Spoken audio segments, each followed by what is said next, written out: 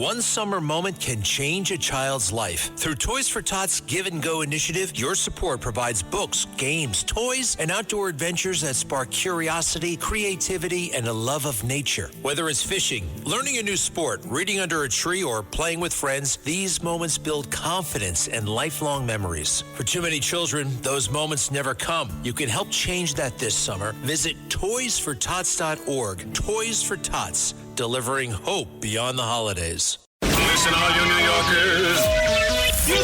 Taxi. Okay, man, we're looking around. This is the 77 WABC minicast. Michael Rapaport is a genius. By the way, Katsimatidis did a great job. I got to say that, right? And Marty Supreme, he did a great job. But Michael has made a career of this, one of the real great actors, and he's hysterical as a stand-up comic, and he makes a great documentary. And later on tonight, I'm going to be at the Tribeca Film Festival, which I never go to because it's De Niro and all these liberal retards. But Michael's made a doc. I can't wait to see it. So I'm going to see Michael tonight. He's also a diehard Knicks fan, and looks like he really is going to run for mayor. Here he is, my friend Mike Rapaport. Michael, good morning, buddy. How are you? I'm feeling good, Sid. I am not disappointed by the loss last night. I wanted the Knicks to win, but it's a championship. You know, I don't know. You know, we all got crazy. Sweep them, blow them, beat them, stuff them back to San Antonio. But these are champions, and the other games were close.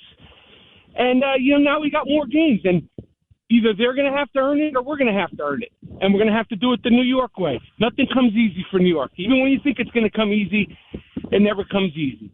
I like what you're saying, and I agree with you. I didn't feel all that badly about the loss last night. I wasn't embarrassed by the loss, but as I've said all morning long, I know you've been listening, I was embarrassed by my New York brethren, these punky kids, and some adults too, that are taking to these watch parties and to the streets and jumping on cars and hanging off light poles, and even worse, beating up people, beating up cops, throwing stuff at cops. I said this. I said, please don't let New York turn into Los Angeles or Detroit, and we're there.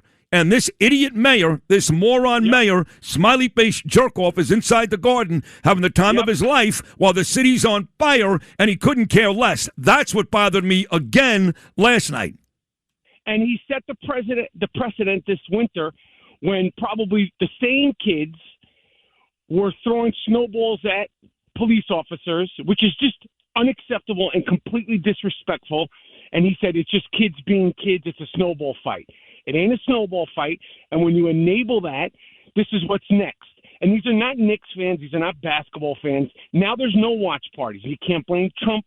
You can't blame Ben Stiller. You blame yourselves. Now there's no more watch parties. If you really care about the Knicks, you really are a basketball fan, go at home and watch the game, attack your TV, attack yourself, okay? Because we're not going to have the city burned down.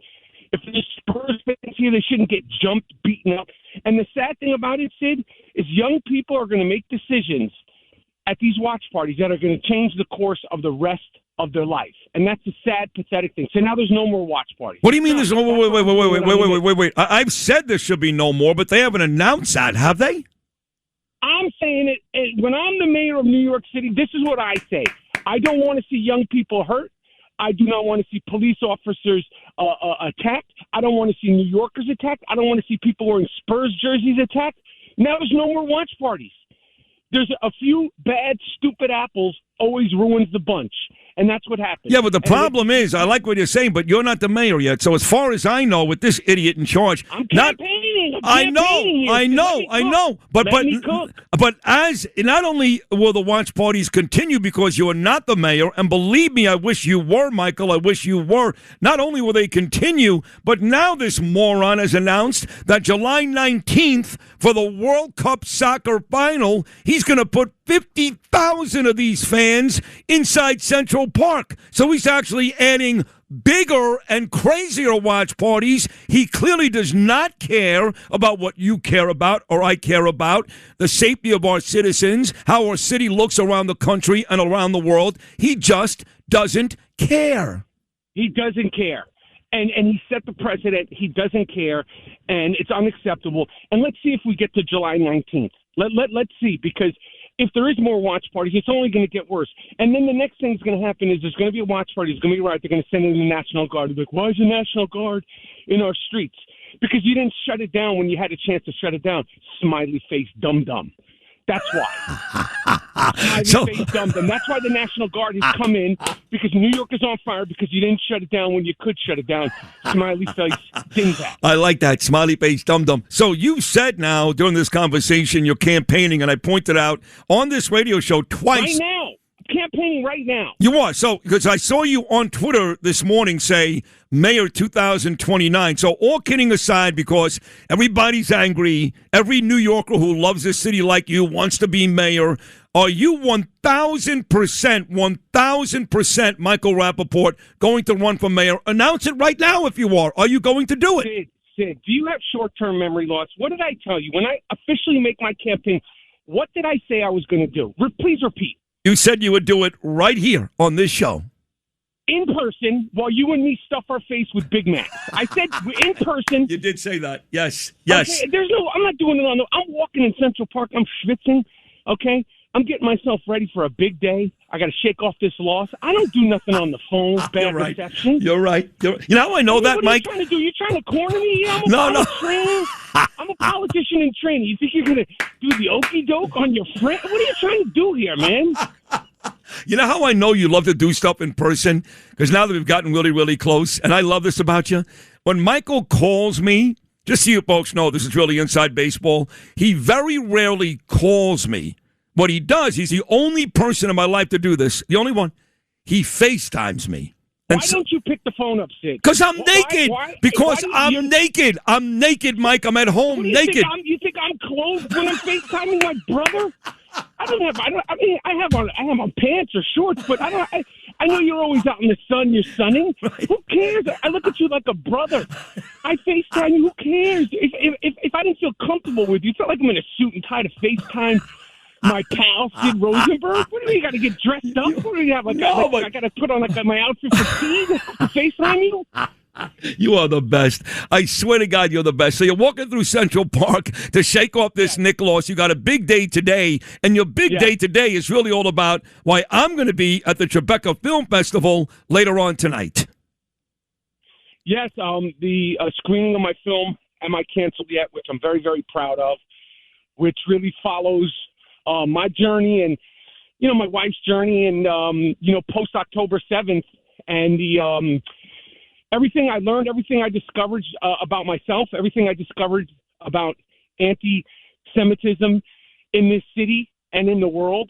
And it's funny. Somehow, some way we made it funny. It's very, very, very emotional.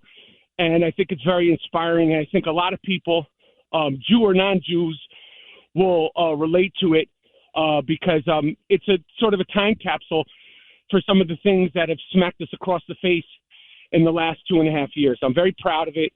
It's very personal. It's very honest. And like I said, there's a few good laughs in there. So I'm looking forward to you seeing it. And then obviously I'll also come in there, but I'm not going to have a Big Mac. I'll maybe have a blueberry muffin to announce when everybody could see it worldwide and beyond. I think you're really sure. All kidding aside, because I talk about it, but the truth is, I'm not going to do it.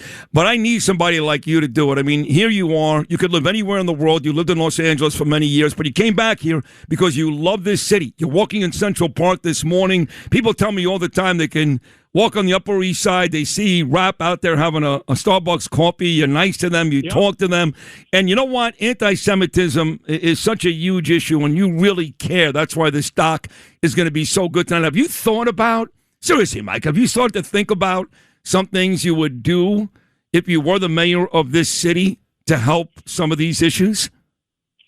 Absolutely. Well, first of all, the first thing that I'm going to do, I'm going to force it one way or another in regards to that, because I'm not I'm not running and going to become mayor just on anti-Semitism. You're not a one-issue guy. You're not a one-issue guy. No, right? You can. The city's for everybody, and that is what has inspired me, because he's not Zohran the moron.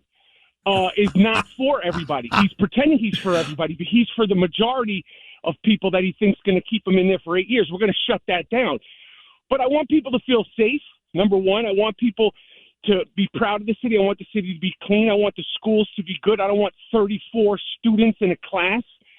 There's no way you're going to learn with 34 students in class. I want the FDR Drive finally to be a smooth ride uptown and downtown. When was the last time you were on the FDR Drive, Sid? I take it every morning, just so you know. So my driver, Gene, drives me and Lou in from Rockaway to the city every day. We got a driver. It's 4 o'clock in the morning. The trains aren't operating. I get it. And I got to tell you, we hop on the FDR off the Brooklyn Bridge, okay? And we get up at exit 9, which is 42nd Street. And I'm being serious when I tell you that at least 2 or 3 times every morning, me and Lou in the back seat, our heads hit the ceiling of the car because of horrible road conditions every day.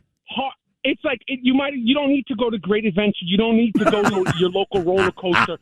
Go up and down the FDR Drive. If you want to thrill, you want to get scared, go up and down the FDR Drive. I don't care if you're going fast. I don't care if there's traffic. That place is unacceptable. It's been for 30 years. So, listen, I'm going to be realistic. I'm going to make mistakes. I'm going to learn. I'm going to acknowledge when I can't get things done, but I am going to do every single thing I can to make New York City the best city in the world, and not just in a cliche, and not just in a quotations.